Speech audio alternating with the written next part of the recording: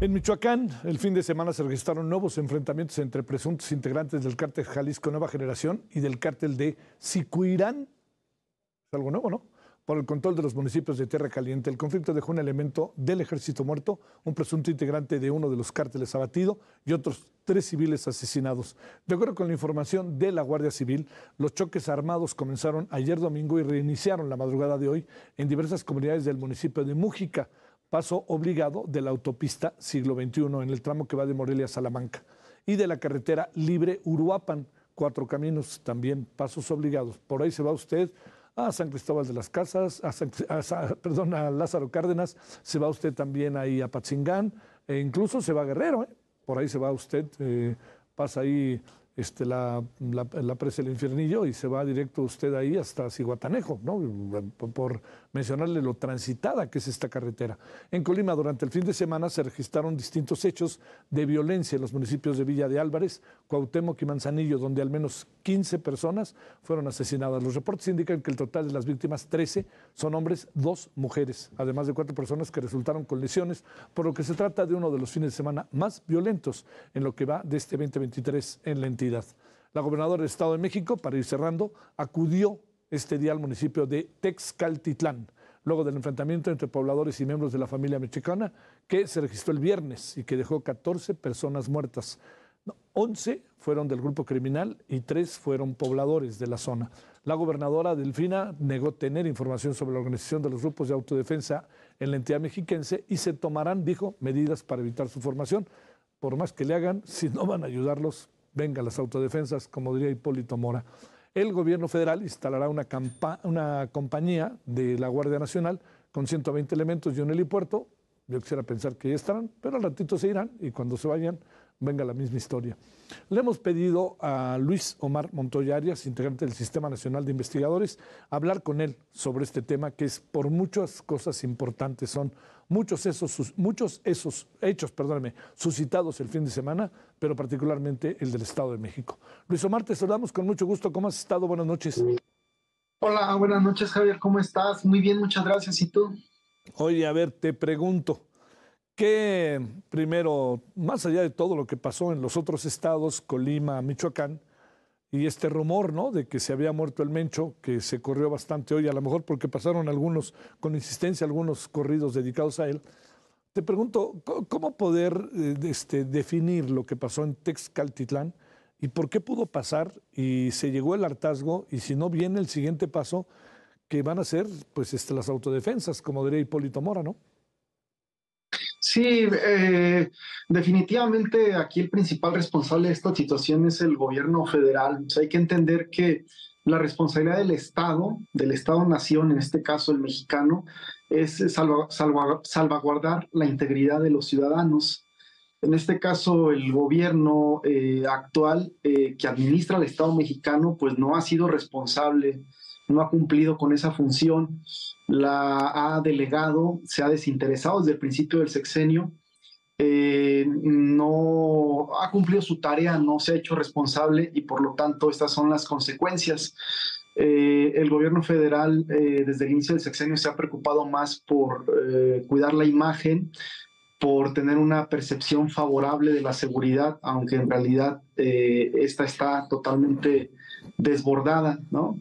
Es esta renuncia a ejercer el derecho legítimo de la fuerza por parte del Estado mexicano y lo que vimos el fin de semana en este poblado del Estado de México, pues es justamente la muestra de esta descomposición del abandono del Estado mexicano, ¿no? Respecto a poder garantizar pues la seguridad de los ciudadanos.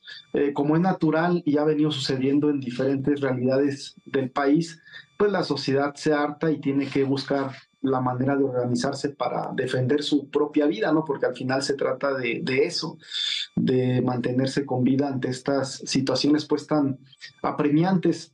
El Estado mexicano, al no, digamos, cumplir con su tarea, pues ha sido totalmente responsable pues de que la inseguridad y digamos la criminalidad se haya desbordado por completo pues en el país. Hay un problema severo de gobernabilidad a nivel nacional y por supuesto con ciertos epicentros como puede ser Colima, el Estado de México, en fin, en donde está, digamos, mucho más claramente evidenciado este problema. Eh, Hay que pensar pues en esta coyuntura política que tenemos ya adelante, que es la del 2024, las elecciones, y no solamente estos dramas pues que vivimos como este reciente fin de semana, sino lo que va a acontecer el próximo año, porque seguramente, Javier, estaremos hablando en el espacio público y en las discusiones políticas de la injerencia de estas, digamos, de esos grupos, pues, delincuenciales y de la criminalidad en las elecciones próximas a nivel regional y su impacto a nivel nacional. Entonces eso en nada contribuye pues a la gobernabilidad del país, porque seguramente eso va a terminar pasando, Javier. Y sí, el hartazgo de la gente que se va a reflejar en las urnas y tal, pero seguramente también veremos escenas recurrentes de robo de urnas, en fin, de todo este rollo, estas problemáticas que sin duda se van a presentar porque justamente pues el país, la seguridad se le fue de las manos a este gobierno. Y en ese sentido sí es muy relevante y muy importante que los candidatos a la presidencia pues le pongan más atención y más seriedad al tema de la seguridad y se comprometan realmente a ahondar en el problema, no evadirlo y a presentar un plan de gobierno que tenga acciones pues realmente determinantes Sí.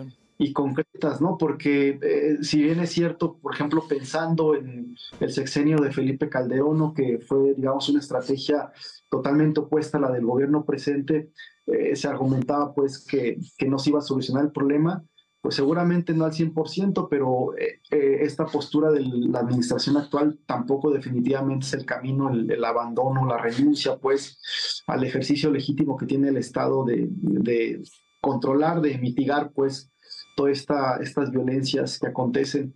Y la organización de estos pueblos pues es totalmente entendible, no es una cuestión nueva, ya lo hemos visto varias veces en Michoacán, el asunto de las autodefensas ante el hartazgo, pues la indiferencia pues de las autoridades, ¿no?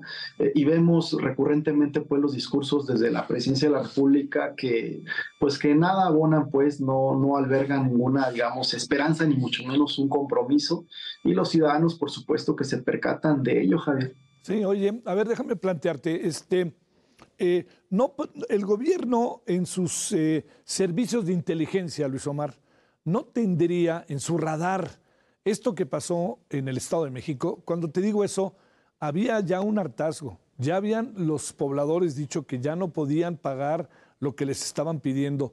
¿No lo debió tener el gobierno o hay algo de intempestivo en lo sucedido?